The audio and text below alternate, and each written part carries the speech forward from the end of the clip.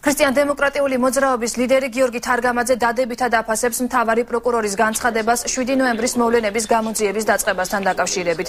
გიორგი თარგამაძე მზად არის თავადაც ჩაერთოს გამოძიების პროცესში და პროკურორს მის ხელთ არსებული ყველა ინფორმაცია მიაწოდოს. ქრისტიან-დემოკრატიული მოძრაობის ლიდერი ბადრი პატარკაციშვილის გარდაცვალების ფაქტსაც ეხმაურება და აღნიშნავს, რომ პროკურატურამ ეს საქმეც დეტალურად უნდა შეისწავლოს. იმის გამო რომ თავად მომავალი საპრეზიდენტო ჟურნალისტის ერთ-ერთი ყველა იმ ადამიანს ჩემსავით რომელსაც უნდა რომ ერთხელ და სამუდამოდ სიმართლე ითქვა საზოგადოებისთვისაც და ისტორიისთვისაც და ბოლოს სამართლებრივი და პოლიტიკური შეფასება მიეცეს ამ დანაშაულებრივ მოქმედებათა ჯაჭვს. რა თქმა უნდა აქვს სურვილი გამოძიება რაც შეიძლება სწრაფად წარიმართოს. ყველა ძალიან გვაინტერესებს და დღემდე საიდუმლოებით არის მოცული ფაქტი როგორ მოხდა მათ შორის თუნდაც გარდაცვლილი ბადრი პატარკაციშვილის ჩაწერა ლონდონში.